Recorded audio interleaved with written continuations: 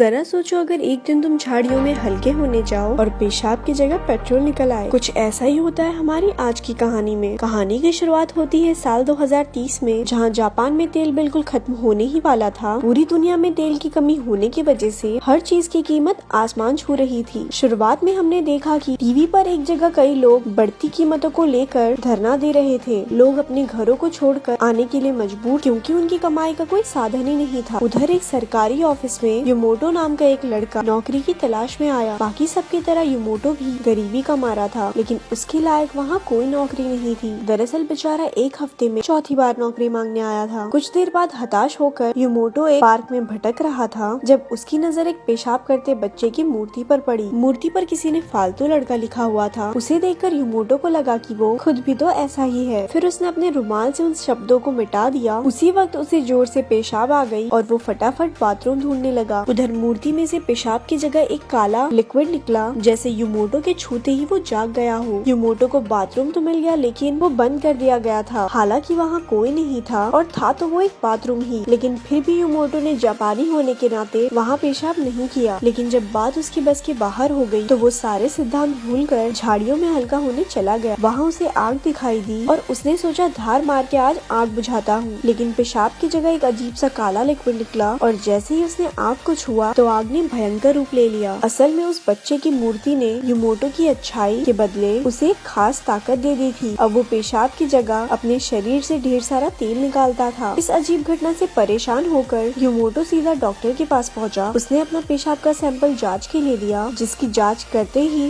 Doctor हक्का बक्का रह गया। युमोटो ने पूछा, डॉक्टर साहब सब ठीक तो है ना? लेकिन डॉक्टर ने युमोटो को इंतजार करने को कहा और वहाँ से चला गया। कुछ देर बाद वो दो आदमियों के साथ लौटा और वो युमोटो को जबरदस्ती उठाकर ले गए। ये लोग दरअसल साइंटिस्ट थे जो अब युमोटो के पेशाब की जांच करेंगे। युमोटो ने उन्हें समझाने की बहुत कोशिश की कि वो बस एक आम आदमी है जो घर जाना चाहता है, लेकिन वो उसे जबरदस्ती वैन में बिठाकर ले गए। लैब जाते हुए युमोटो को फिर से पेशाब आया तो उनमें से एक आदमी उसे सुनसान जगह ले गया। युमोटो एक पेड़ पर पेशाब करने लगा और वो आदमी उस पर नजर रखे हुए था। तभी युमोटो ने देखा कि पेशाब उस आदमी की ओर बह रहा था। उस आदमी ने अपनी सिगरेट निकाली और अचानक उसका लाइटर नीचे गिर गया। लाइटर सीधा जाकर युमोटो के निकाले तेल पर गिरी, जिससे भयंकर आग लग गई। आग ने उस आदमी को अपनी चपेट में ले लिया और उसकी चीखें सुनकर उसका साथी उसे बचाने दौड़ा। युमोटो भी ये देखकर हैरान रह गया, लेकिन वो मौके का फायदा उठाकर वहाँ से भाग गया। पूरी रात भागने के बाद सुबह युमोटो एक छोटे से गाँव में पहुँचा और थक कर बेहोश होकर गिर गया। तभी एक लड़की ने उसे देखा और उसे उठाकर अपने घर ले आई। जब युमोटो की आँख खुली तो उसने एक बूढ़े आदमी को उसे घूरते हुए देखा। डरकर युमोटो ने उससे पूछा, अरे दद्दू कौन हो तुम? तो आदमी ने बताया कि वो इस गांव का सरपंच है। तभी जिस लड़की ने उसे बचाया था वो कमरे में खाना लेकर आई। उसका नाम जियाकू है और वो मेयर के साथ काम करती थी। वो लड़की बेहद खूबसूरत थी। खाना देखते ही युमोटो उस पर जानवर की तरह टूट पड़ा, क्योंकि उसने एक दिन से कुछ भी नहीं खाया था। बाद में सरपंच अपने साथियों के साथ युमोटो को खेत दिखाने ले गया। उसने कहा कि जब से देश में तेल खत्म हुआ है तो किसान ट्रैक्टर का इस्तेमाल नहीं कर पा रहे। इसी वजह से सारे गाँव की जमीन बंजर हो चुकी है। गाँव के सारे जवान लोग नौकरी ढूंढने टोक्यो चले गए और वहाँ बस बूढ़े लोग और जानवर ही बचे हैं। ये सुनकर युमोटो काफी उदास हो गया। अब उसने अपने शक्तियों के इस्तेमाल से गांव वालों की मदद करने का फैसला किया। उसने एक खाली बोतल उठाई और पास की झाड़ियों में चला गया। सरपंच और जियाकू उसे हैरानी से देखने लगे और जैसे ही उसने बोतल में तेल भरा, सरपंच ने जियाकू की आंखें बंद कर दी। इसके बाद युमोटो ने सारा तेल ट्रैक्टर में डाला और चाबी घुमाते ही ट्रैक्टर चलने लगा। ये देखकर सबकी आंखें खुली की खुली रह गई। फिर युमोटो वहाँ से जाने लगा, लेकिन सरपंच ने उससे वहीं रुकने की गुजारिश की। अगले दिन सब उसे नौकरी देने के बहाने पुराने स्कूल में ले आए। युमोटो को लगा कि अब वो एक टीचर बनेगा, लेकिन सरपंच उसे एक सुनसान कमरे में ले गया और उसे सुमिको नाम की एक लड़की से मिलवाया। सुमिको उसके काम में उसकी मदद करेगी। उस पर युमोटो ने पूछा कि ये सब तो ठीक है, लेकिन मुझे करना क्या है? बेटा देख, तेरे दो काम है, सारा दिन भर भर के पानी पीना है और फिर उसको निकाल देना है, लेकिन नीचे से, ठीक है बेटा? ये बात सुनकर युमोटो थोड़ा झिझक रहा था, लेकिन आखिरकार वो मान गया। इसके बाद वो दिन भर कई लीटर पानी पीता और इसी तरह उसने तेल के कई डब्बे भर दिए। वहीं सुमिको उस पर नजर रखती और काम पूरा होते ही खुश हो जाती। उसने एक दिन में 30 डब्बे भर दिए। युमोटो काफी खुश था, क्योंकि उसने जिंदगी में पहली बार कोई ढंग का काम किया था। उसकी वजह से गांव के खेतों में फिर से फसल लहराने लगी। बहुत समय के बाद गांव में बस चलने लगी। एक दिन युमोटो ने दो बूढ़ी औरतों को गांव के तरक्की के बारे में बात करते सुना, जिससे उसे भी बहुत संतुष्टि मिली कि वो एक अच्छा काम कर रहा है। बाद में उसने अपने ऑफिस में जाकर फिर से काम शुरू कर दिया। कुछ देर बाद उसने 100 लीटर पूरे कर दिए और वहाँ से जाने लगा, लेकिन तभी सरपंच ने आकर उसे और तेल निकालने का ऑर्डर दिया। दरअसल अब उसके मन में लालच आ गया था। युमोटो ने जवाब दिया कि आज के लिए वो थक चुका है, बस बहुत हो गया, लेकिन सरपंच ने जबरदस्ती उससे तेल निकलवाया। शाम को युमोटो चाकू से मिला और दोनों ने अपनी जिंदगी के बारे में बातें की। जब युमोटो ने बताया कि उससे बहुत ज्यादा काम करवाया जा रहा है, तो चाकू ने उसे समझाते हुए कहा कि सरपंच बहुत चालाक आदमी है, इससे बच के रहियो तू। लेकिन युमोटो के वजह से गाँव वाले काफी खुश थे। उधर स्कूल में नेशनल रिसर्च इंस्टीट्यूट से सिंजी नाम का एक आदमी आया। उसने पूछा कि अचानक ऐसा कौन सा जादू उनके हाथ लगा है जिससे रातों रात गांव में इतना तेल आ गया, लेकिन सरपंच ने उसे कुछ नहीं बताया। फिर सिंजी ने वापस जाने से पहले फिर से लौट के आने का वादा किया। अगले दिन काम पर अचानक लाइट चली गई तो युमोटो अकेले स्कूल में घूमने निकल पड़ा। रास्ते में उसे तेल की कुछ बूंदे दिखाई दी तो वो उनका पीछा करने लगा। आखिरकार वो एक स्टोर में पहुंचा जहाँ तेल के डब्बे रखे गए थे। इसके बाद उसे सरपंच की असली सच्चाई का पता चला कि वो तेल को जमा करके बाकी शहरों में महंगे दाम पर बेचना चाहता है। ये सुनकर युमोटो के पैरों तले जमीन खिसक गई। उसे यकीन ही नहीं हुआ कि सुमिको भी इस सब का हिस्सा थी। गुस्से में सुमोटो ने स्टोर से तेल लेकर गांव वालों में बांटने का फैसला किया, लेकिन इससे पहले ही सरपंच के आदमियों ने उसे कैद कर लिया। बाद में उसे बांधकर जबरदस्ती तेल निकालने को मजबूर किया गया। युमोटो ने मूतने से साफ इनकार कर दिया, लेकिन उन्होंने कहा कि अगर वो ज्यादा देर तक पेशाब रोक कर रखेगा तो उसका ब्लैडर ही फट जाएगा। उनके जाने के बाद भी युमोटो ने पेशाब रोकने की बहुत कोशिश की, लेकिन गुजरते वक्त के साथ मुश्किलें बढ़ती जा रही थी। अब उससे बिल्कुल कंट्रोल नहीं हो रहा था। तभी जाओको उसे छुड़ाने आ पहुंची। बिना समय गवाए दोनों जंगल की ओर भागे। कुछ ही देर में सरपंच और उसके आदमियों को भी इसकी भनक लग गई और वो उनका पीछा करने लगे। जंगल में उन्हें एक पेड़ पर कुछ तेल मिला जिससे वो समझ गए कि ये युमोटो का ही है। फिर एक आदमी ने तेल एक कुत्ते को सुंघाया और युमोटो के पीछे लगा दिया। दूसरी तरफ युमोटो और चाओकू एक सुनसान घर में पहुँचे जहाँ उन्होंने आग जलाई। चाओकू ने कहा कि गाँव वालों को युमोटो के तेल की बहुत जरूरत है, उसे बचाने के लिए वो लोग किसी भी हद तक जा सकते हैं। ये सुनकर युमोटो खुद को उन सब का गुनहगार समझने लगा क्योंकि वो वहाँ से दूर जा रहा था। गुस्से और फ्रस्ट्रेशन में उसने अपने ही गहनों को पीटना शुरू कर दिया ताकि उसका तेल बंद हो जाए, लेकिन जाओकू ने उसे रोक कर समझाया कि उसे तो एक वरदान मिला है, अपनी इस ताकत से वो पूरी दुनिया की मदद कर सकता है। ये सुनकर युमोटो का हौसला बढ़ा और उसने मूत कर सारी इंसानियत को बचाने का फैसला किया। इसके बाद ये दोनों एक दूसरे के करीब आ गए। उसी वक्त अचानक कैसे तेल की एक बूंद आई और आग में गिर गई। अगली सुबह सरपंच और उसके आदमी ने उन्हें पकड़ लिया, लेकिन उनके वहाँ से निकलने से पहले ही सिंजी अपने सैनिकों के साथ वहाँ घुस आया। उसने सरपंच से कहा कि युमोटो को उसके हवाले कर दे, लेकिन सरपंच ने ऐसा करने से साफ मना कर दिया। असल में सरपंच ज्यादा से ज्यादा तेल इकट्ठा करके अपने गाँव को एक नया देश बनाना चाहता था ताकि वो खुद राजा बन सके। उधर सिंजी ने बताया कि नेशनल रिसर्च इंस्टीट्यूट युमोटो पे रिसर्च करके तेल पैदा करने वाले और इंसान बनाना चाहती है। अगर ऐसा हो गया तो जापान पूरी दुनिया में तेल बेचकर दुनिया का सबसे ताकतवर देश बन जाएगा। इन दोनों के लालच भरे सपने सुनकर युमोटो का गुस्सा 7वें आसमान पर था। उसने सबसे कहा कि तेल लड़ाई करने के लिए नहीं, लोगों की जिंदगी को आसान बनाने के लिए है। ये कहकर उसने एक जलती हुई लकड़ी उठाकर सिंजी के ओर बढ़ा। सिंजी उसकी हरकतों पर हंसने लगा, लेकिन जब युमोटो लकड़ी पर पेशाब करने के लिए तैयार हो गया तो सबके सब डर गए। सब उससे रुकने की मिन्नतें करने लगे, लेकिन युमोटो ने जलती हुई लकड़ी पर पेशाब कर दिया। लेकिन ये क्या, धमाका होने की बजाय पेशाब से लकड़ी बुझ गई। हैरान होकर युमोटो ने एक और बार कोशिश की, लेकिन कुछ नहीं हुआ। आखिरकार उसे एहसास हुआ कि उसकी शक्तियाँ खत्म हो चुकी है। ये देखकर सरपंच और सिंजी भी दोस्त बन गए क्योंकि अब लड़ाई के लिए कुछ बचा ही नहीं था। ये जो अपने गहने पर मुके दे रहा था ना पहले, उसी से मशीन खराब हुई है। कुछ साल बाद युमोटो अब भी उसी गाँव की भलाई के लिए काम कर रहा था। उसने जाओकू से शादी कर ली और दोनों का एक बेटा था। अचानक उसके बेटे के पेशाब में से अजीब सा लिक्विड निकला जो शायद इंसानों को समय में आगे पीछे भेजने की शक्ति रखता था। और इसी के साथ कहानी खत्म हो गई। ऐसी और स्टोरीज सुनने के लिए हमारे पेज को लाइक करें। धन्यवाद।